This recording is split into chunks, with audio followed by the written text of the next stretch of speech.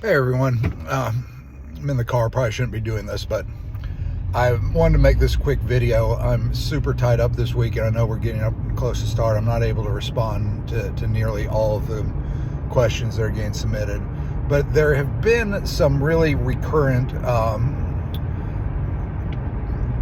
assertions made by people that are not involved in the moderation or membership of our group or Tex Ed Rights.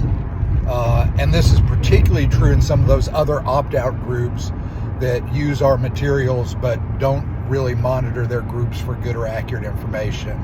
And that is this: we are seeing a ton of people who say, I've given my opt-out notice, well, the school hasn't responded, but I'm just going to keep my kid out for the assessment days and the makeup days. And they're like, okay, problem solved. Guys, not problem solved at all, unless you literally are going to keep your kid out for 30 days. If you have not done any work with your school on this and you're just thinking, I'm going to keep my kid out for the assessment day, maybe the couple of days after that, the makeups, then I'll go back in and they'll have been absent for STAR and they'll get marked A. Nothing goes on their record except that they missed it. You're in for trouble, potentially. You might have a cool school, I don't know. But the bottom line is you don't know either. If you haven't done the work with your school, you do not know if being absent for the assessment day and the remainder of the week is going to be sufficient. And here's why. This year, the default method of administration has moved to online. And with that, the assessment windows have lengthened out to at least 2 weeks around each assessment. Let's be clear, the TA has never required a school to use every day of the assessment window, but many schools choose to do that. Even schools that have designated makeup days may keep that window open for this one or two stragglers. If you haven't talked to your school about that, you just don't know that. And if your school isn't going to be honest with you about it, you aren't going to know that until you get back. So what could happen is you could be absent on the day of the assessment. You could miss the rest of the week, and then the following Monday or Tuesday your kid goes back. They pull them out and stick them in a room with a computer, even if they're by themselves, with an educational aid, and they give them the STAR assessment. What are you going to do in that case? Are you prepared? If you aren't prepared for that, you will end up very disappointed that your kid got assessed, and you're going to blame everyone else but yourself, but you're blaming the wrong person because we tell you all this and you're just going off and doing your own thing. You have to have a plan that accounts for all your contingencies. By the way, on the online administration, something a lot of people don't realize, the TEA is actually recommending to schools that instead of having a main administration day as they've always done, that they space it out over the 3 or 4 days of the week and then use the next week for makeups. Why? Because they don't know if their online system can handle the rush of online administration. I mean, next Tuesday, we may be deluged with stories of online systems crashing because all the schools, tried to assess everyone on the same day. But the TA is trying to prevent that by encouraging schools to, do 25% of the class Tuesday, 25% Wednesday, 25% Thursday, 25% Friday, instead of everyone on one day. Whether they do that or not, we don't know. We don't know what your schools are doing. And if you haven't talked to your school, you don't know that either, by the way. You don't know that either.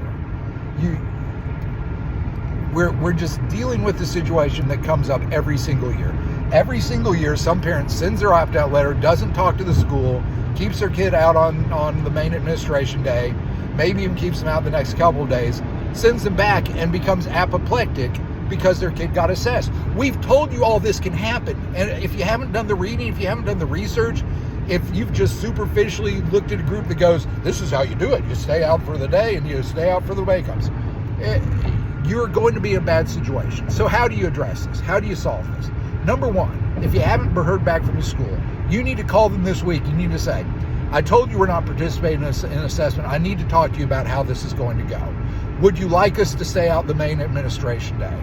If so, what's that day? Okay. They'll probably say, yes, you need to not be there. And you go, okay, then we want to be in class when the rest of her classes is actually learning.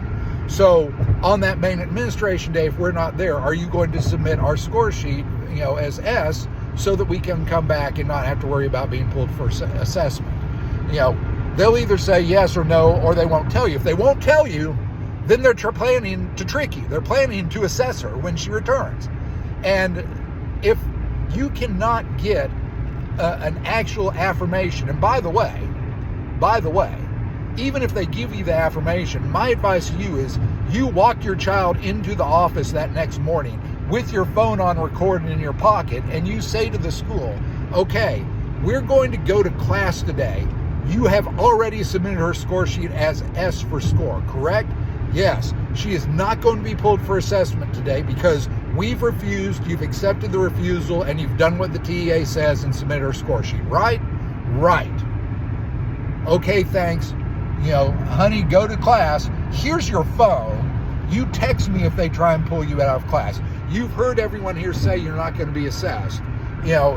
Create that situation of protection. Set a password. If the school doesn't know the password and can't tell it to the kid, under no circumstances does she take the assessment. She doesn't even go into the room. She says, I'm sorry, I have to call my mother from the office right now. And if they say no, she pulls out her phone and she texts, 911 or whatever, the emergency code is, and you get yourself up there and you get her out of the class, right?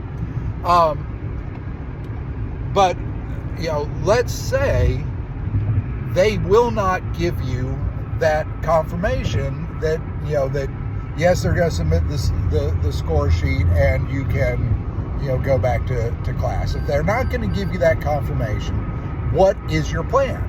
Because otherwise you're going to have to miss 2 weeks for each assessment. That's literally 4 weeks of school at least. And you're really not going to be able to do that unless you withdraw during that time period in homeschool. It's just not realistic. What is your plan if they won't give you that affirmation that they're not going to assess your kid?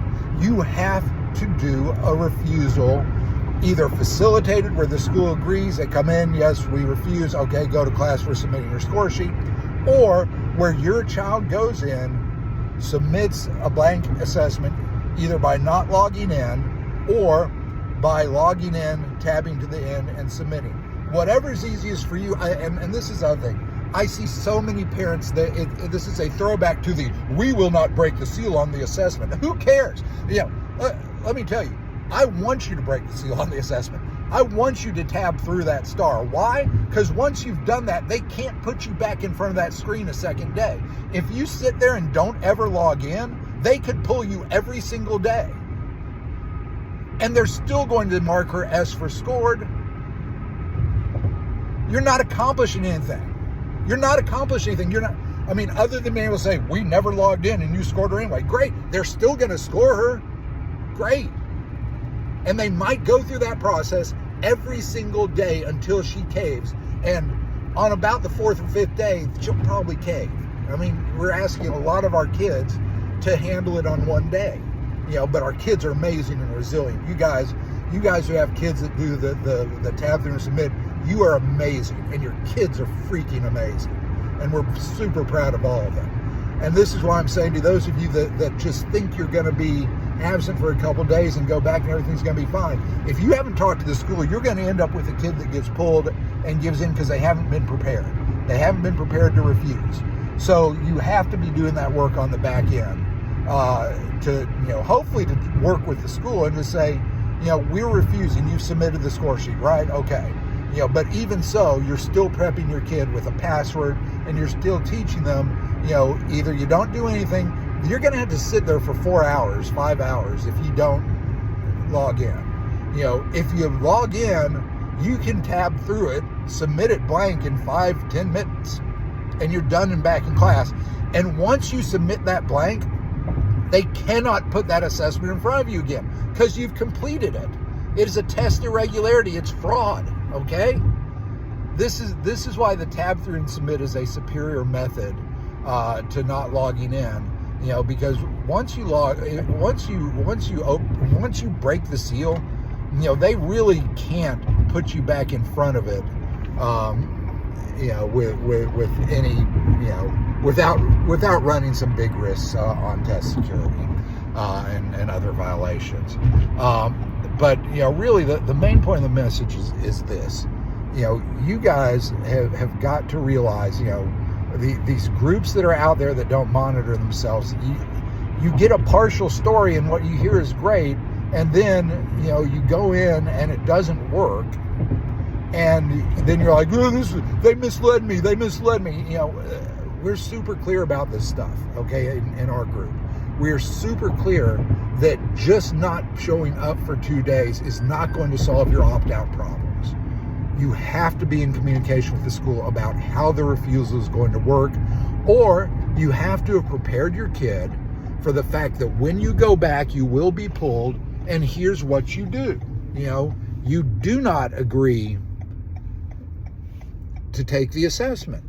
You either refuse it by sitting there, which is a bad decision, but if that's what you want to do that, or you tap through them and submit. Or if you've worked it out with the school and they're reasonable, you walk the kid in on that first day back and you say, has this been submitted? Okay, we're going back to school. And do it where the kid can hear them say it, so that if the story gets changed later, at least that alarm is going off in their head that, hey, this isn't right because I heard something different. And they're, hopefully that strengthens them a little bit to know that there's a trick going on. They just have to be prepared that these schools might try and trick them. So you've got password, you've got tab through and submit, you've got I've got to call my mother, all of those things, all of those ways to fight back. 911 text message, and you as a parent, especially that first day back, just be on standby to get up there and get your kid out. By God, if you get in their relationship, we can't get her out, she's in the testing room, you get her out or I'll go pull her out myself. You get her out or we'll call the police and get them out. This is not something that you can just go, well, I sent my letter, they didn't answer, we're going to miss a couple of days and we're done. You're not going to be done. 9 times out of 10, you're not going to be done. If the school's not responding, it's because they've got an ulterior motive. If they're going to work with you, they already well told you how they're going to work with you. And if you haven't got that, you're not prepped. And if your kid isn't prepped to, either, tab through and submit or otherwise refuse to participate, then, you're not prepared to opt out. So I've just seen so many of these posts that we're going to miss, we're going to be absent for the assessment and makeup days and be done with it. That I'm like, you guys haven't done the reading, you haven't done the research, or if you have, you haven't heard what everyone's saying to you. So please, if your plan is to miss the star and the makeup days, do the additional work, which is talking to the school about what the refusal work looks like, and preparing your child that even if you have a quote-unquote agreement with the school, they might try and pull your kid and do something dirty on the day of the child's return. Okay.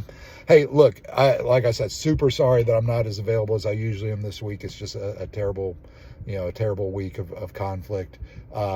So keep at it. We're here to support each of you that are actually taking action and opting out. Use the materials, because nothing that we're hearing this year is new. There's nothing new. Legislature hasn't changed anything. There's no new law. There's no new statute. These are all just the same tricks they do every year. So use the resources that have been prepared for you, because they do work. Okay. All right, guys, you all have a great day.